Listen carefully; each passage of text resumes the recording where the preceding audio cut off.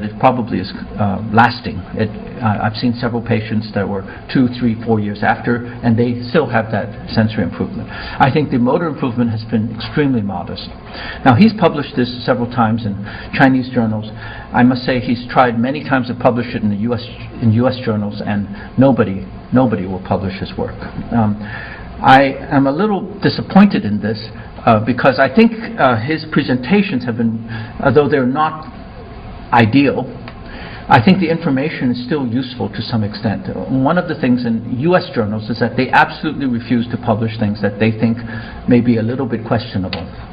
And I think we need to deal with this because there's a lot of interesting, useful information that are coming out overseas that just are not being shown in the U.S. Okay.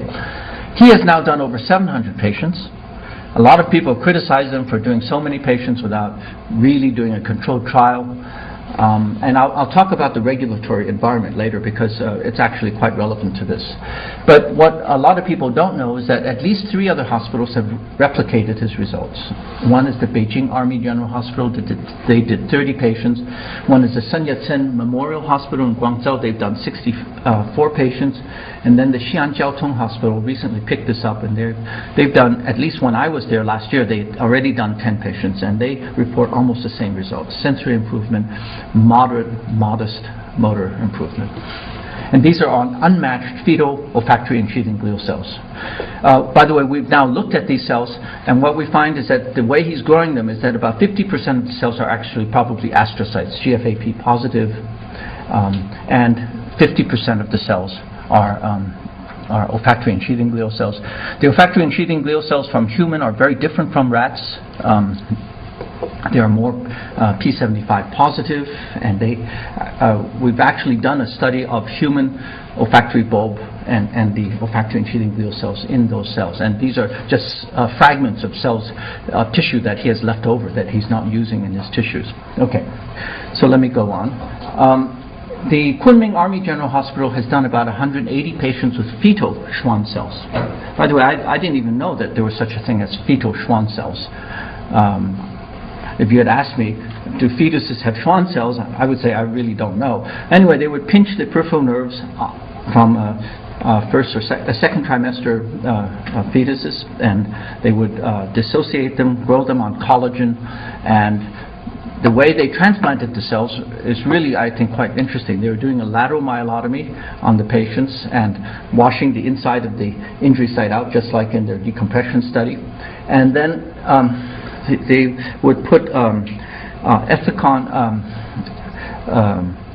catgut suture from Ethicon. You know, this is a biodegradable suture. They would put that into the culture, and the cells will grow on top of the suture. So they would have all these fetal Schwann cell covered sutures. And when they open up the spinal cord from the side, it opens right into the injury site. They would open right between the dorsal root entry zone and the lateral column. It's a beautiful entry. You just go in and you split and you look right into the central part of the spinal cord, and you don't damage any of the dorsal column or lateral column. You have an opening there. They stuff the fibers in, right in the middle, and they then take the whole collagen, fetal Schwann cell coated collagen, and they lift it off.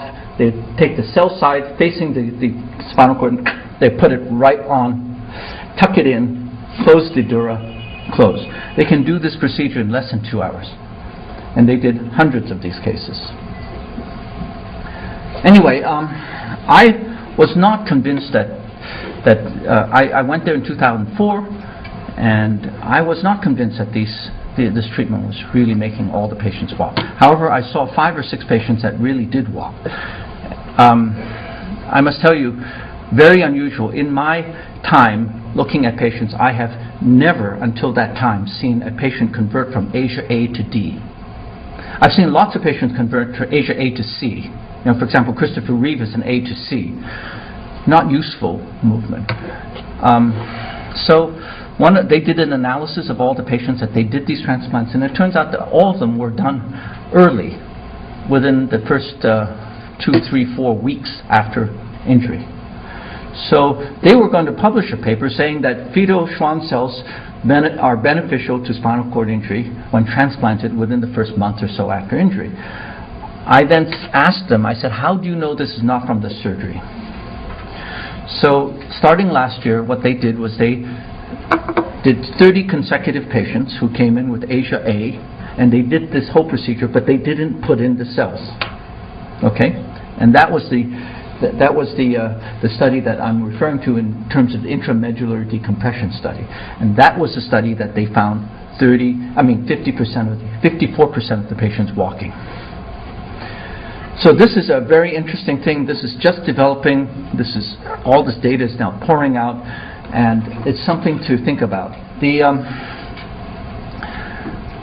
There's one place, very interesting, Tianjin University Hospital, and Naomi, you should be very interested in this because this is Schwann cells. There's this man, Feng Xijing, who had gone and done a PhD thesis down in Adelaide with Rob Rush, and very good place, and he was at Flinders, and at that time he had this idea that he would tie off a sural nerve of a rat. At the same time he injured the spinal cord, and then go back a week later, harvest that distal part of the sural nerve, which was filled with degenerated fibers and probably Schwann cell precursor cells. He minced it up and he transplanted that into the spinal cord, and he saw all these rats get better. He's still in the process of publishing that, but as soon as he got back to China, in Tianjin, he did 10 patients using this method. So he would go in and tie the sural nerve, wait a week, harvest it, and then minced it up and transplant it into the spinal cord. And he claims that the patients are getting better. So he's now trying to replicate this, and this is an interesting therapeutic approach that is actually quite feasible.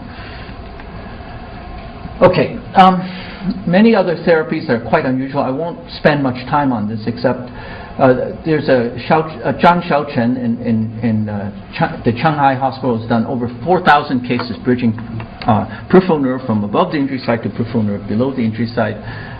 Dr. Zhao from Tongji University has now done hundreds of patients where he has transferred from a lumbar root to a ventral root to the bladder, and I've seen the effects of this. It's really truly amazing. He's getting patients with 3-foot urine streams by scratching the dermatome of the lumbar root that he's transferred. Now he's done this not only in China, but he's done about 30 of these patients at NYU. And he's now taught a number of groups in Detroit and Philadelphia to do this procedure. It's a below the injury site transfer of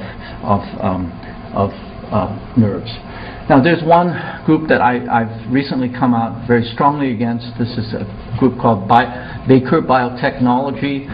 They've been transplanting CD34 plus cells into patients, and these are non-HLA matched cells, and they're giving it either intravenously or intrathecally. They're doing as many as 2 patients with spinal cord injury per day, and they're charging them $22,000 to $30,000 per patient, and they're advising them to, if it doesn't work the first time, to do it a second time and a third time. So many of these patients are paying up to $80,000, $90,000, $100,000. And they have just website blogs on how the patients are improving. There's just no science involved, no examination of the patients, and I've been very critical of this group. A lot of problems in China, but the problems are not as great as some people think. And the first is that evidence-based medicine is still being accepted or coming into China for the very first time. The second one is that doctors are very used to charging patients for experimental therapies. Even though we think it's unethical here, the practice there is that this is usual practice, and patients expect to pay for experimental therapies. The third is that now the regulatory environment is perhaps the strictest in the world, in China. And the fourth one is that there's still not yet a definition of the fields of orthopedic and neurosurgery, so there's a fuzziness in the field, and let me just discuss these in some detail. So, as very few people nowadays remember the time before clinical trials. But I went to medical school in the 1970s before there was real clinical trials. And in fact, the NASCA study, the National Acute Spinal Cord Injury Study, was the first randomized